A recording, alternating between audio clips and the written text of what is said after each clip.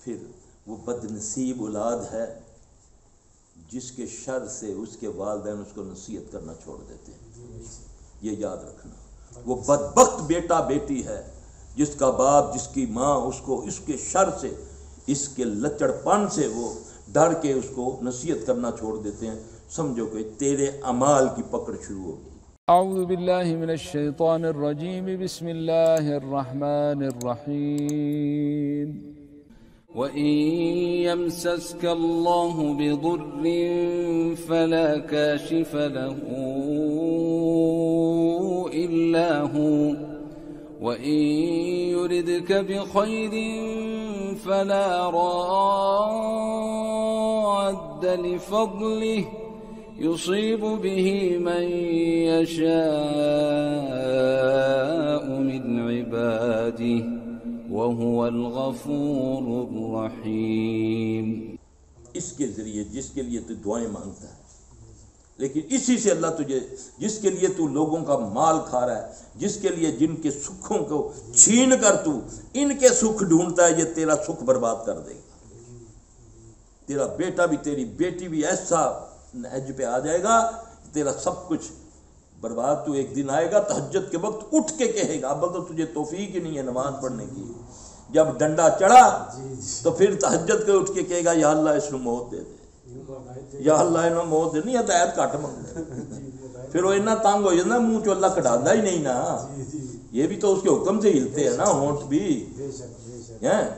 کہ ایسے ہی ہے کہ میری مرضی چلے گی میرے ہونٹوں پہ، یہ اس کا فضل ہے تو جو میں سبحان اللہ کہہ دیتا ہوں، یہ اس کا کرم ہے جو میں مسجد میں آ جاتا ہوں۔ اللہ اکبر، اللہم لا مانع لما اعطیت ولا معطی لما منعت ولا ينفع ذا الجد منک الجد۔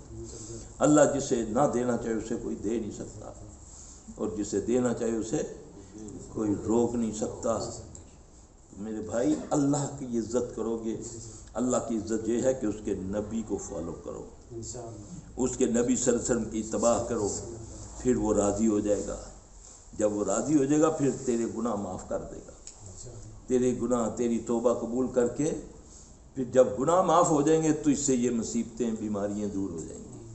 کیوں کہ یہ فارمولہ ہے، آپ نے فرمایا نا جب کسی بیمار کے پاس جاؤ یا بیمار کو دیکھو تو کیا کہو؟ لا باس طہور انشاءاللہ، فکر کی کوئی بات نہیں، اللہ تیرے گناہوں سے تجھے پاک کر رہا ہے۔ تو جب گناہوں سے ایسے عمل کریں گے جس سے میرے گناہ پاک ہو جائیں گے، خود بخود میرے سارے معاملہ سیدھے ہو جائیں گے۔ اس کی تو مجھے فکر ہی نہیں، میں تو لگا ہوا ہوں دہلے پہ نیلا، نیلے پہ دہلا مارتا جا رہا ہوں۔ وہ دیکھی جاسی ہو یار، دنیا کر گئی انتے اساں دو مرلے اگر رکھ لیتے تاں کی ہو گیا، سرکاری مال نو تے بیبے دا دودھ سمجھ کے پینا۔ دکاندار لوگوں کو کہتے ہیں کہ یہ سرکاری ملازم رشوت خور ہے، اللہ ماشاءاللہ سب کی نہیں بات کر رہا، 89% میں کہتا ہوں ایسے دکاندار ہیں جو ملک کے غدار ہیں، جو غلط بل بنا کر دیتے ہیں۔ میں اتفاق کرتا ہوں آپ کی بات سے، ملک کے وہ پیسے ہیں نا، وہ پرچیز کرنے کے لیے سرکاری ملازم آیا نا، ہاں جی، 2000 کا سودا تم دیتے ہو اس کو، اس میں تم نے 500 روپیہ بھی نہیں کمایا، لیکن ملک کا تم نے 2000 کا نقصان کر دیا، اس کو 4000 کا بل بنا کے دے دیا۔ ایک میرے دوست ہوتے تھے، اللہ تعالیٰ ان پر بڑی مشکلوں میں ہے، اللہ معاف فرمائے، کچھ ان میں سے فوت ہو گئے ہیں، ایک میرا خیال بچہ ہوا ہے۔ ان کو میں نے کہنا یار یہ نہ کیا کرو یار، تم دیکھو داڑیاں رکھی، اوے تینوں نہیں پتہ اقبال ایک گل باد ہے۔ ان کو کسی خبیث ان کے مولوی نے کہہ دیا تھا اس کو کر دیا کرو، نجائز بل بنا دیا کرو، یا حقوق الباد ہے۔ کتوں اسلام آباد وہ گرمی چایا ہوئے ہے، تیرا حق بننا نا کہ تیرے کو 250 کا بریف کیس لیتا انہیں 300 کا بل بنا کے دے۔ وہ دکاندار بھی چوری شامل ہو جانا ہے نا جی، چوری نہیں اور اپنی پھر چوری ہو جاتی اس نا، جی ہاں، ہے نا، پھر برباد ہے۔ یہ اسی کو حرام کہتے ہیں نا، اور کیا ہے کہ تم اس کو دیکھو نا، کسی کو مشورہ دیتے ہو، نیکی کیا ہے؟ میں ایک کو خیرات دیتا ہوں، وہ خیرات دینے والا وہ کھڑا ہے، یہاں میں 100 بندوں کو اپنا 100 روپیہ پکڑاتا ہوں، وہ اس کو تو دے تو دے تو دے تو دے دے، جس کے ہاتھ میں وہ جائے گا اس کو برابر کا ثواب ہے جتنا مجھے ثواب ہے۔ تو برائی، جب میں برائی میں ساتھ دوں گا تو پھر دیکھیں نا سود کا لینے دینے والے 8 بندے اس سے انوالو ہیں.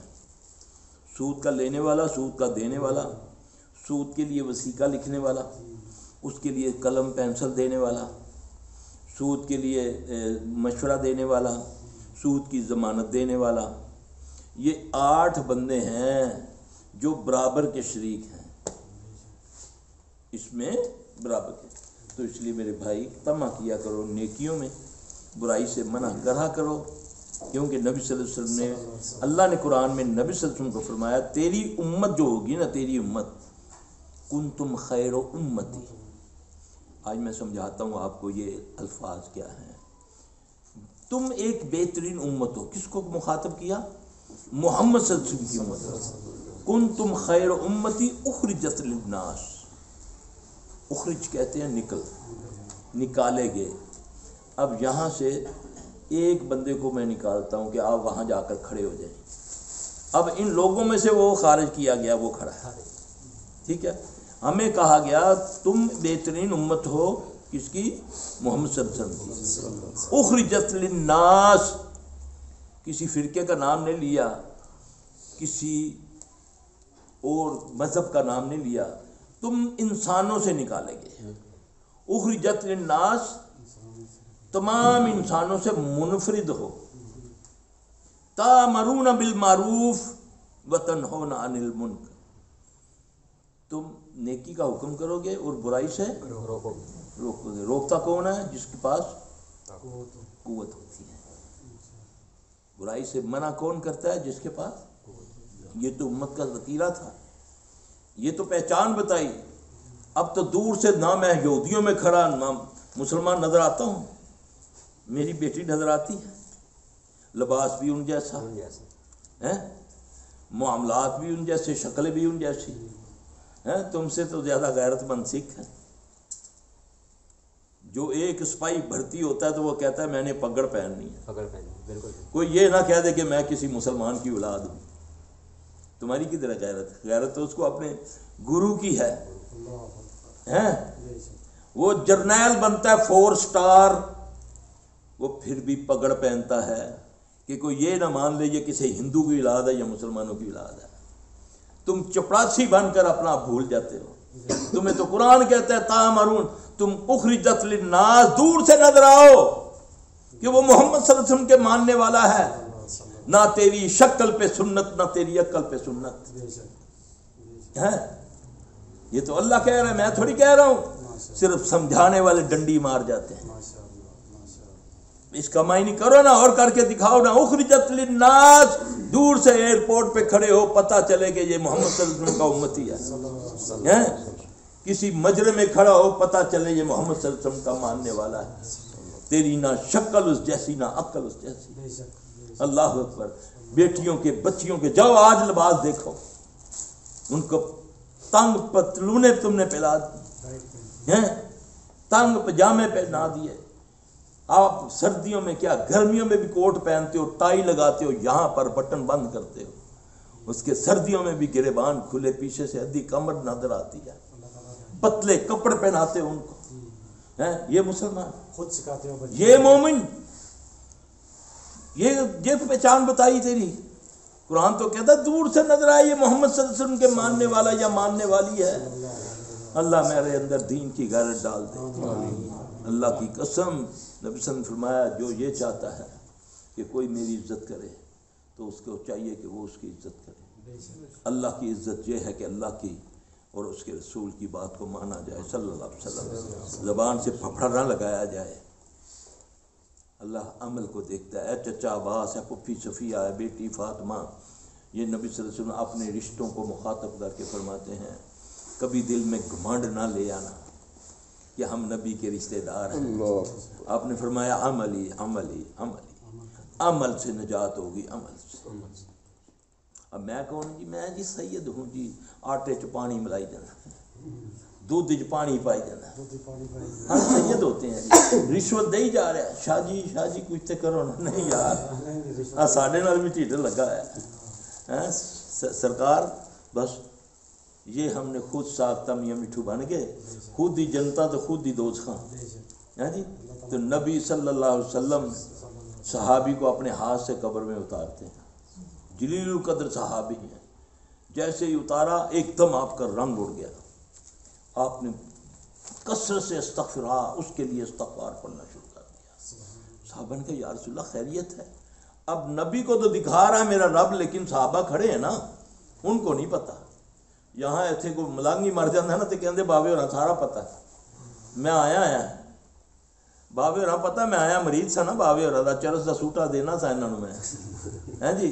وہاں نبی صلی اللہ علیہ وسلم کو نظر آ رہا ہے، اللہ دکھا رہا ہے، صحابی کو قبر میں اتارا، آپ صلی اللہ علیہ وسلم نے اس طرح اپنے ہاتھ کو ملایا، آپ نے فرمایا قبر ایک بار بندے کو ضرور اس طرح پچکتی ہے، میں نے دیکھا اس کی پسلیاں آپس میں اس طرح ہوگی، اور پھر میں نے اس کے لیے استغفار پڑھی تو قبر اپنے جگہ پر آئی۔ یہ نبی صلی اللہ علیہ وسلم کا صحیح حدیث ہے۔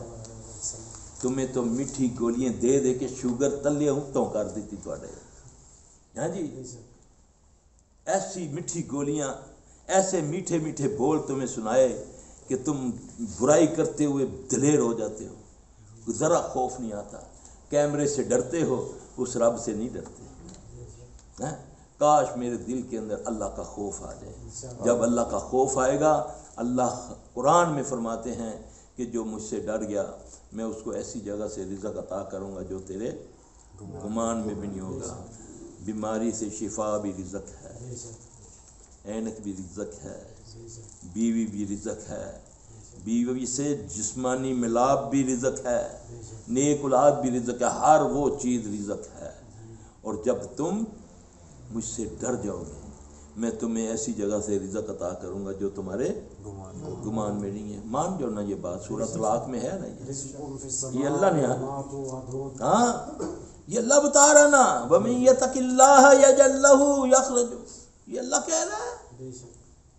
پڑھو نا قرآن، لیکن میں نے نہیں پڑھنا، اس کے لیے میں نے رکھا ہوا ہے مولوی پیسے دیتے کہ پڑھاتا ہوں۔ وہ سود کی کام کرنے والا بھی مولوی کو صبح بلا کر کہتا ہے حضرت صبح آ کے ذرا تھوڑا 10 پارہ پڑھ لیا کرو، ذرا برکت ہو گئے۔